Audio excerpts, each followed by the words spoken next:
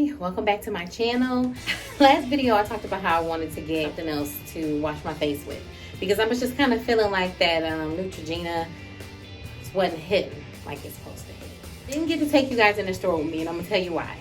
The aisle that I was in, it almost seemed like everybody wanted to be in that aisle. So I'm like, okay, everybody's coming down this aisle, and I'm trying to bend down and like get products and read stuff, so everything. So anyway, I only got 2 things for my face. The first item that I got, which was this African black soap. So one of my friends watching one of my videos, and she texts me and she's like, so you know I'm like into face care? And I'm like, no, I didn't know. She was like, you need to use black soap. Shea Butter Blemish Prone Face and Body Bar. So this was $4.19, which I thought was kind of weird because a bar this big was just $4.99. But I'm like, so thanks, girl. And she also, I went and bought some Cetaphil. Dermatologist recommended. So I am going to use this. This is daily facial cleaner as well. And it says for a combination to oily, sensitive skin, deep cleans and minimizes appearance of pores without stripping the skin of the natural moisture. The other products that I decided to buy was this Shea Moisture. And it's coconut and hibiscus curl enhancing smoothie with silk protein and neem oil. Moisturize and curl define thick curly hair. Twist my hair up with this. I think then I also bought some Shea Moisture. This was the big bar that I bought, and this was $4.99. So this is Shea Butter soap, virgin 100% virgin coconut oil with coconut milk and acacia senegal. Soften and restore. I'm going to use this on my body. So I've always used Dove. Oh my gosh. Did I just say I use Dawn? Okay, so I always use Dove soap. I'm about to be 35 next year. I want to be fine at 35. I want to be 30 fine. Ain't that what they say? But anyway, I just wanted to pop on here real quick and just give you guys an update on how I got me some more face care products. And we're gonna see how they work. So I'm gonna give you guys updates in between time with the how I'm going with the African black soap, because I'm really excited about this. My friend put me on, and I'm like, okay, girl, we're gonna try it. We're gonna see. And thanks for coming on this journey with me, trying to get myself better in every way possible. It is hard to juggle life, work, family, kids, and a social life, health, and personal care. It's hard to juggle. So what I'm trying to do is I'm trying to get myself all the way together, and we'll see what these products do for me. So if you like videos like this, please subscribe, like, comment, and share this video as much as you can, because if anybody wants to go on a health and face care journey with me, please watch, because I feel like everything is going to be life-changing. Like I said, I'm not starting from a horrible place. I do have like some blemishes and some marks on my face, so we're just going to see if we can clear those up, and I want you guys to come along for the ride. So thank you very much. Another story time with me. So I have been embarking on my career as a caregiver, but this story in particular has got to be one of the, I don't even know how to explain it, but this story almost made me be like, you know what, it's going to be a no for me. So I am not going in any type of particular order, because I don't even know if I remember everything back that far. So I want to talk about P.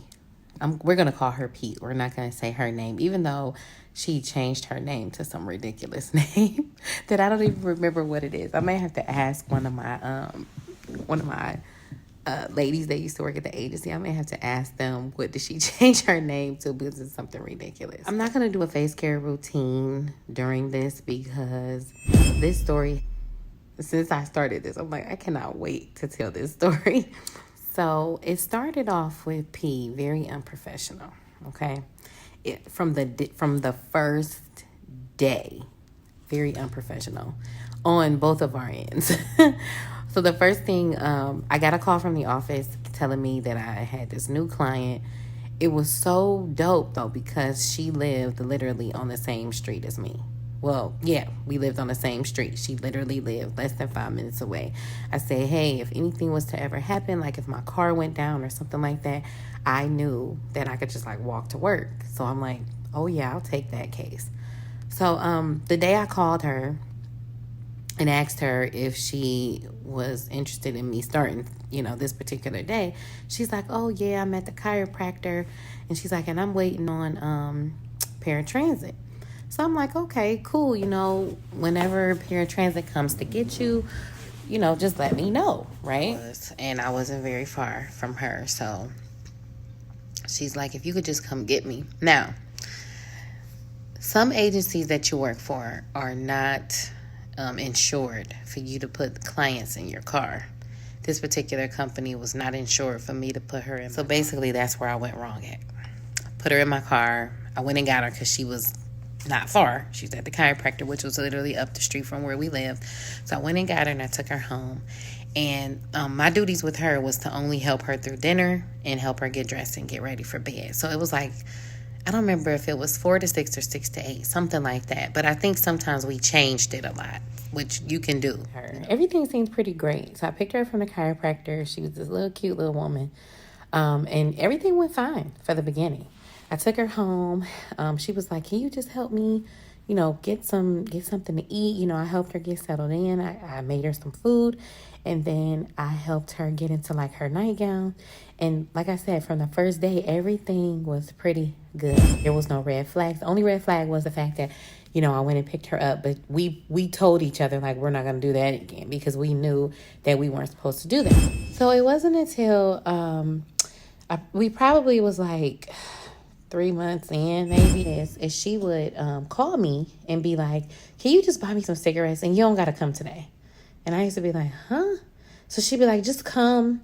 If you could just buy me some cigarettes. I don't have no money right now. Can you just buy me some cigarettes? And you ain't got to come. I'll just sign your paper. And if you could just make me a plate or something. Because sometimes when I would cook, I would make enough for like a couple of days. So sometimes I didn't have to cook every single day, which was good for me. So I would go make her a plate, heat it up, buy her some cigarettes because she asked me. And then we would kind of go from there to do it. So it wasn't until she had started asking me almost like every week, multiple times in a week, to buy her these cigarettes because she didn't have no money. So I would kind of keep calculating how many times I bought her some cigarettes. So that means she just like started like chain smoking.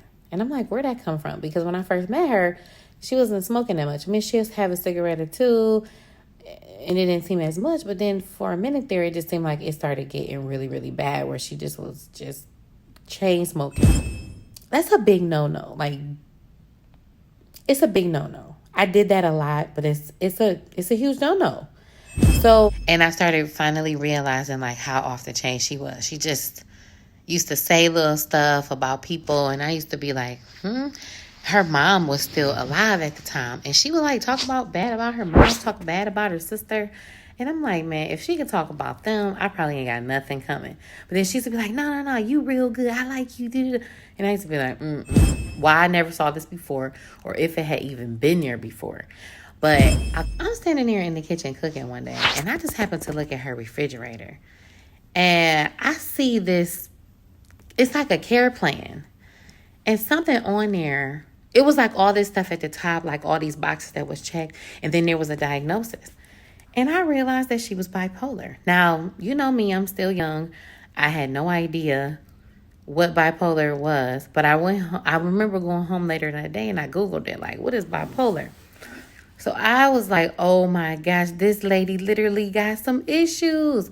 So I'm like, that explains a lot of stuff. It like, when I found out she was bipolar, that right there was like a breakthrough for me. I'm like, okay, she has this disease. Wow. I did not know this before. I don't know why I didn't ever read her care plan before, but I don't remember. Okay, now I know how to move.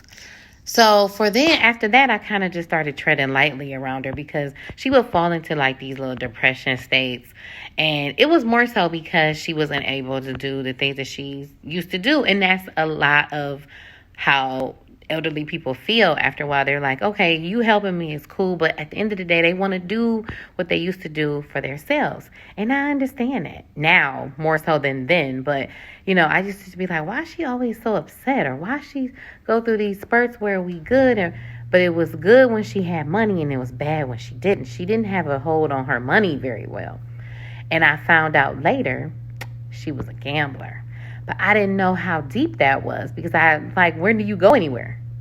So I didn't even know that she was doing any type of gambling. But then I found out that her mom worked at a place where the horses race. So that was a big thing.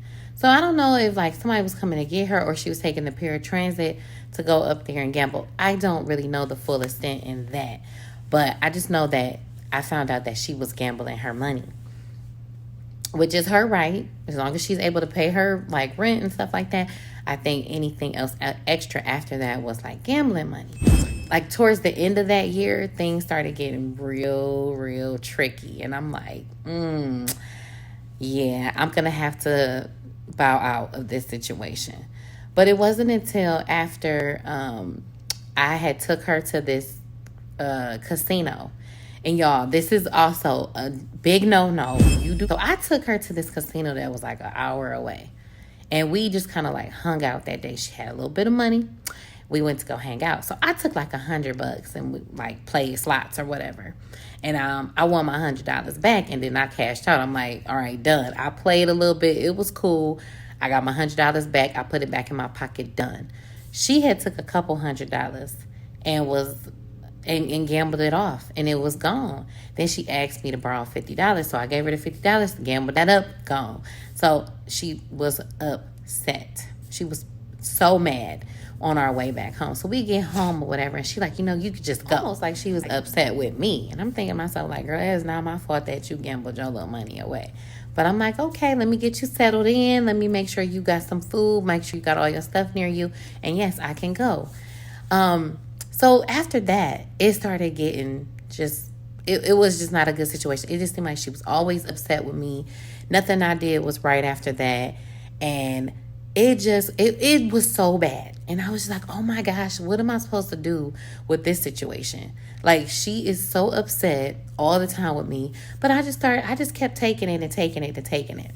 So, so this right here kind of put the nail in the coffin. Before I was working at this gas station Speedway. I used to meet all type of people. So it was this guy that I had met, and me and him was just friends. We was just friends. And you could tell he had a little crush on me or whatever. But this one day he calls me. I think I went shopping for her and I had my car like parked in front of her building door. And he called me one day and he was like, hey, I think I just seen your car parked in front of this building. And I'm like, yeah, that's my client house. That's where I work, blah, blah, blah, blah, blah. So it was like he noted that. So it wasn't right then because I can't remember like how long it took for this all to happen. But he knew where I worked. And I was no longer working at Speedway, I don't believe. But he called me one evening because it was like calls me and he's like, hey, what you doing? And I was like, oh, I'm in my client house. What's going on? I'm working. He like, come downstairs. So I'm like, come downstairs at my client house? He like, yeah, just come downstairs real quick. I don't want nothing. Just come downstairs real quick. So I go downstairs and sure enough, he had like a little flower for me, a card. And like, I forgot what the other thing was. It was like a card, a flower, and something like a candy or something like that. And he was like, I just wanted you to have a good day. That's it. And I was like, oh, that was so nice. Like, that was sweet. So I get back upstairs and I got all this stuff in my hand. And she's like, where you get that from? And I was like, oh, this guy that used to come into my job when I used to work at, the gas station or whatever. He just came and brought me this. And she's like, oh, really? And I'm like, yeah. I said, he just called me out the blue and told me to come downstairs. And I said, he only knew where that I worked here because another day, you know, I'm explaining to her the whole situation. Like, he saw my car here another day and he knew where I worked. And she was like, oh, okay, that was real nice, right? She's like, that's real nice. And after that day, everything changed between her and I. She was just like, she did a switch off. So even though she had been kind of displaying some real weird energy prior to that, it got real weird after that day.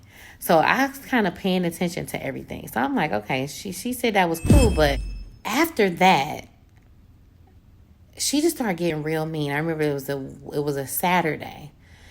And I don't remember how long after him giving me that and this, I don't remember that. But it was a Saturday. I remember it was a weekend. And I went into her bathroom. Well, I had to clean her bathroom. And then I shut the door when I went into the bathroom. And she's like, what you doing? And I was like, I'm cleaning the bathroom. And she was like, oh, because I thought you was using the bathroom. And I was like, if I was using the bathroom, what would be the problem with that? And she's like, oh, no, you can't use my bathroom. And I was like, well, why not? And she wouldn't say anything. So I'm like, I'm trying to figure out what's wrong with me using your bathroom if I did have to use the bathroom, because I thought that was a minute and I kept cleaning the bathroom. But then I come out the bathroom and I'm in the kitchen and I'm just looking and I'm like, Miss P, why can't I use your bathroom if I needed to use the bathroom? And she was like, oh, you be having sex. You can't sit on my toilet. And I said, well, first of all, I don't sit on toilets. And I said, and how you know I'm having sex? And she was like, well, some boy came and brought you a flower and you got to be doing something. I was like, oh my God, is she serious? So I kept a straight face that day. And I said, well, first of all, I'm not having sex with him. I said, he ain't even a boyfriend of mine. I said, he just did something nice and wanted me to have a good day. And I was like, is she for real? So I was like, so let me make this clear. You don't want me using your bathroom ever at all because you think I'm having sex. She was like, correct. I'm like, okay, duly noted. So that day was just weird for us. I just got quiet and then I sat there for a little minute and then I got this idea in my head was like, I got to use the bathroom. And for whatever reason on the weekends, the bathrooms is locked.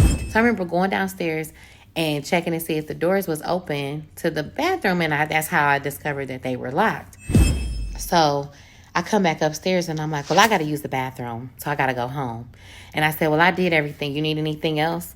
And she was like, no. And I said, all right, well, I got to go to the bathroom. So I got to go home. That ended up being like my playoff. Every time I would get done with all my work and instead of sitting there, time to be up, I would just say, I got to use the bathroom so I can go home. So she started getting a little hip to that or whatever. So she's like, I remember it kind of went on for maybe a couple months. I don't know how long it went on, but it went on for a little while. So she ended up asking me, why every time you come here, you got to use the bathroom? And I'm like, I don't understand that question. People got to use the bathroom and I'm here for a couple hours or whatever. So I have to use the bathroom. And then she was like, oh, okay. So we got that understanding. She understood what I was doing and I'm understanding. So we understand each other. So we let it go. So finally, this one day, she goes off on me. You always trying to get out of here. And I'm like, after I get done with the work, see, for me, it's like after you get done with the work, it's like, and for so long, she didn't have me come. She borrowing money and wanting cigarettes and stuff. So it had just all came to a head. We get into it so bad. And she's going off on me. And I can't even remember exactly what was all said. But I said, well, you know what? I think our time is up. And she's like, what that mean? And I said, I will not be returning back. I said, because this is going on too long. The attitude, the uncomfortable, the unprofessionalism. I said, we started the unprofessionalism from the day one. I said, it can't go on no more. I told her, like, I'm done. I'm tired of being your punching bag. I can't do this no more. So what I told her was, I'm not coming back. And I said, I will call the office on Monday. Because this was, again, another weekend I feel like this happened. So I was like, I'm done. So I leave and I go back home. And it was like a weight was lifted off of me. Do you know this lady blew my phone up the entire day and night. She must have had called me over 100 times, and some of the messages was her cussing me out. You this, you that, you can't quit me. You know, all this crazy stuff. She's calling me, leaving messages or whatever. So finally Monday comes. I'm not answering her. I'm like, I'm not answering your phone calls. I'm not even really listening to all these messages. She called me so many times. It just blew my phone. It was like a breakup, like a man that broke up with me or whatever, and we at each other's necks, right? It was the craziest thing, but it just had me like, I'm not about to deal with this. So Monday comes, and the lady from the office is like, please, Sherricka, please go back to her. She loves you. And I'm like, no. So I finally ended up listening to some of the messages. So in the beginning, some of the messages was like, yeah, she's going off. And then at the end, she's like, I just love you. I'm so sorry. I just want you back. You can't leave me. And I'm just like, oh my gosh, she's really, really sick. She's sick. Okay, she's sick. And I'm like, I wonder what's going on with her. Is she off her meds or whatever? So I told the people at the office, like, I am not going back to her. I said, y'all can find somebody else. I said, I've been dealing with this stuff for 6 months or more. I am done. Like, the first 6 months for us, I think we're okay. Even though they were kind of weird, they were okay. But these last 6 months, I'm like, I can't do it. I said, I've been, I think I was teetering with leaving her before, but I just couldn't do it. A part of me felt so bad for her because her mother didn't want to deal with her. Her sister didn't want to deal with her. Her other aide, the reason how I got the case is because her other aide couldn't deal with her. And I stuck it out as long as I could. I'm like, I can't do it no more. I cannot do it. I said, my peace has to be over everything. And even back then, as soft as I was, because I was soft, like I would let you get away with everything. And I couldn't do it no more. I'm like, I can't. After some time or whatever, one of the ladies at the office told me that she changed her name and she came up on some money, some type of lawsuit. She came up on some money, and I was like, well, that's good for her. I bet she's very happy, type of stuff. Nothing will ever make her happy because money comes and money goes. But anyway, that was my story. I'm telling y'all, if y'all like these stories, please like them, subscribe to the channel, comment, and share these stories because thank you for watching this video. Please, if you know a caregiver that is struggling, please let them see these videos. Like, some of the stuff you cannot make up. A lot of this stuff is just the growing pains of a caregiver. Like, you're going to get a client where you do things that you don't normally do. You kind of bend the rules a little bit. But never let it get this bad. Never let it get this bad. So thank you for watching. I'll see you soon. Thank you.